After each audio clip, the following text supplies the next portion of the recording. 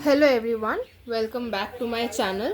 तो आज हम लोग एक नया टॉपिक स्टार्ट करने वाले हैं जिसका नाम है higher order linear differential equation, जिसको हम इन स्मॉल होल्ड बोलते हैं, HOLDE। H is for higher, O is for order, L is for linear, D is for differential, E is for equation. तो ये जो टॉपिक है ये बहुत इजी है। तो आज जिस वे में मैं इसको आपको समझाऊंगी, इससे ये टॉपिक आपके लिए और भी इजी हो जाएगा। बहुत लोगों को ये टॉपिक डिफ़िकल्ट भी लगता है, लेकिन असल में ये टॉपिक बहुत इजी है। तो चलिए देखते हैं। इस टॉपिक को स्टार्ट करने से पहले मैं आप लोगों को ये बोलना चाहूँगी, जो लोग मेरे चैनल पे नए व्यूअर्स हैं, प्लीज़ मेरे चैनल को सब्सक्राइब करके मुझे सपोर्ट कीजिए, ताकि मैं ये चैनल बहुत आगे तक ले जा सकूँ। ठीक है, तो यहाँ पे मैंने ऑलरेडी ये सब कुछ लिख के रखा है, क्योंकि अगर मैं ये सब लिखती आप लोगों के सामने तो बहुत टाइम कंज्यूमिंग हो जाता, तो इसीलिए मैंने ऑलरेडी इसको लिख के रखा है। तो चलिए एक एक पार्ट करके समझते हैं कि इसमें हम लोगों को क्या करना है।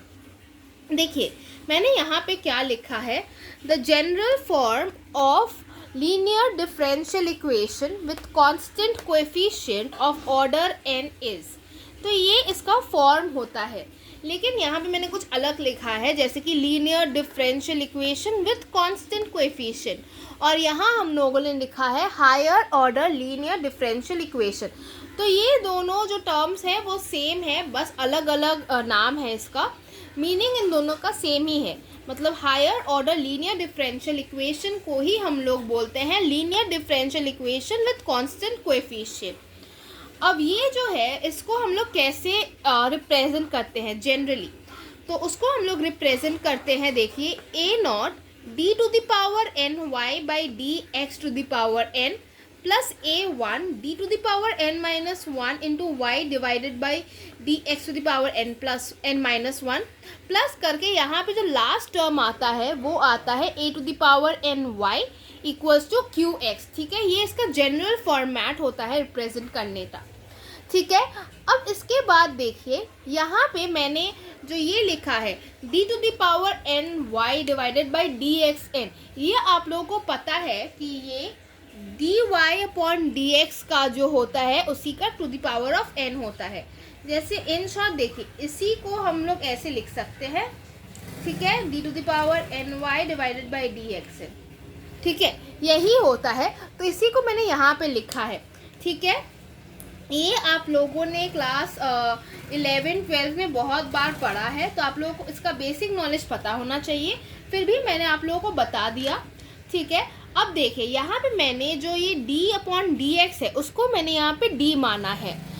ठीक है, तो अगर हम इस वाले पार्ट को d मानते हैं तो अब इक्वेशन हम लोग कैसे लिख सकते हैं, देखिए अब equation can be written as A0 d to the power n y plus A1 d to the power n minus 1 into y plus dot dot करके यहाँ पे हम लोग लिख रहे हैं a to the power an y equals to Q x.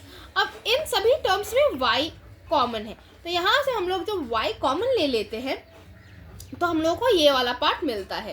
क्या लिखा है यहाँ पे ब्रैकेट के अंदर, A0 d to the power n plus A1 d to the power n minus 1 plus A2 d to the power n minus 2 plus dot dot करके यहाँ पे an, क्योंकि यहाँ से हम लोगों ने y को कॉमन ले लिया है, इक्वल्स टू क्यू एक्स। ठीक है, अब देखिए यहाँ पे हम लोग इस ब्रैकेट वाले पार्ट को एफ डी से रिप्रेजेंट कर रहे हैं, तो f d into Y equals to Q x, ये हो गया हम लोगों का एक इक्वेशन। अब यहाँ पे एफ डी क्या है, एफ डी देखिए यहाँ पे मैंने लिखा है F D is a polynomial in D. Polynomial क्या होता है, एक ऐसा टर्म जिसमें आप एक ही टर्म के फंक्शंस को रिप्रेजेंट करते हो और वो एक सर्टेन डिग्री तक रेज होता है। F D is a polynomial in D of degree n, या फिर हम polynomial in d of degree n को ऐसा भी लिख सकते हैं कि वो एक फंक्शन है, फंक्शन ऑफ d, और क्यू एक्स क्या है, वो है फंक्शन ऑफ x। ठीक है, तो यहाँ पे मैंने इतना लिखा है।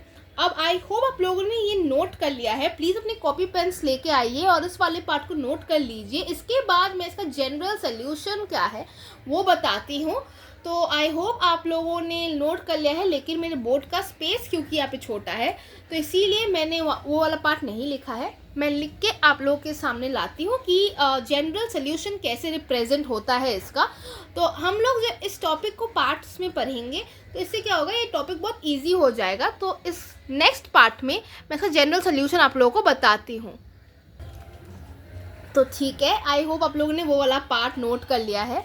तो यहाँ पे मैंने जनरल सोल्यूशन कैसे रिप्रेजेंट करते हैं वो भी लिख लिया है। तो चलिए देख लेते हैं कि जनरल सोल्यूशन क्या होता है।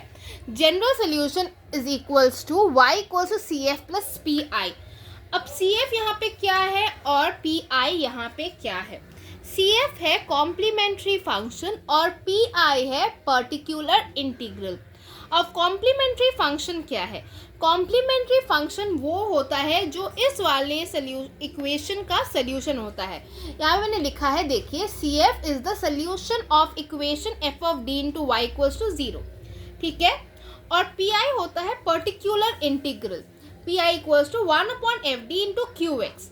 अब आप लोग यहाँ पे ये वाला जो पार्ट देख रहे हैं, ये मोस्ट ऑफ द बेसिक होता है, मोस्ट बेसिक होता है यहाँ पे, और ये आपका मेनली थ्योरी पोर्शन है। और आपको ये वाला पार्ट तब समझ में आएगा जब आप लोग इसके जो न्यूमेरिकल्स है वो सॉल्व करेंगे, ठीक है। तो पहले हम लोग थोड़ा सा थ्योरी पढ़ेंगे, पहले हम लोगों को थोड़ा सा मेथड पता होना चाहिए, थोड़ा बेसिक आइडिया हम लोगों के पास होना चाहिए। इसीलिए मैंने 1 2 3 कुछ लेक्चर्स रखे हैं इसके ऊपर, ताकि उसमें मैं थोड़ा बेसिक इसके ऊपर थ्योरीज करवा सकूं, और बाकी उसके बाद वाले लेक्चर्स में मैं इसके ऊपर क्वेश्चंस लाऊंगी, ठीक है। तो चलिए देखिए, यहाँ पे मैंने क्या बोला, पी आई मतलब जो पर्टिकुलर इंटीग्रल होता है वो ये वाला पार्ट होता है। अब यहाँ से सी एफ कैसे निकलेगा, पी आई कैसे निकलेगा, वो मैं दूसरे कल के वीडियोज़ में लाऊंगी, ठीक है। तो नेक्स्ट वीडियो में मैं यहाँ पे methods to find the complementary function, complementary function मतलब सी एफ, मतलब यहाँ इस वाले इक्वेशन में सी एफ हम लोग कैसे निकालेंगे उसको मैं दिखाऊंगी आप लोगों को कल वाले वीडियो में, ठीक है।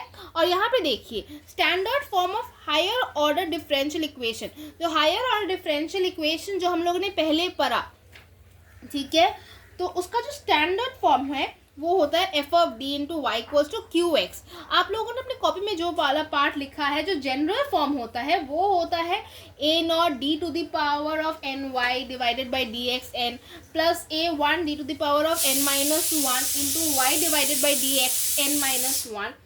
तो वो वाला जो पार्ट होता है इक्वल्स टू क्यू एक्स करके जो हम लोग इक्वेट करते हैं वो होता है जनरल फॉर्म, और ये वाला होता है स्टैंडर्ड फॉर्म। अगर आपके एग्जाम्स में एमसीक्यू टाइप क्वेश्चंस में आपको ये वाला दिया रहेगा और आपको बोला रहेगा कि स्टैंडर्ड फॉर्म टिक करो, तो स्टैंडर्ड फॉर्म ये होता है। तो आई होप आप लोगों को इतना तक थ्योरी समझ में आया है। ये और भी ज़्यादा क्लियर होगा जब आप लोग इसके ऊपर थोड़े न्यूमेरिकल सम सॉल्व करोगे, थोड़े एग्जांपल्स देखोगे इसके। बट स्टिल मेरे हिसाब से आप लोगों को पहले थोड़ा सा थ्योरी का आइडिया होना चाहिए, इसीलिए मैंने ये वाला टॉपिक लाया है पहले, थ्योरी वाला। तो ठीक है, आई होप आप लोगों को समझ में आया है। नेक्स्ट वीडियो में मैंने ऑलरेडी बताया कि हम लोग क्या करने वाले हैं, methods to find the complementary function, मतलब सी एफ कैसे निकालते हैं वो वाला करने वाले हैं। तो आई होप आप लोगों को समझ में आया है। अगर आप लोगों को ये वीडियो अच्छा लगा है तो please like this video, share it with your friends जिनको इस वीडियो की ज़रूरत है। और अगर आप लोगों ने अभी तक मेरे चैनल को सब्सक्राइब नहीं किया है तो please subscribe to my channel. Okay, I will meet you all in the next video. Till then, bye bye.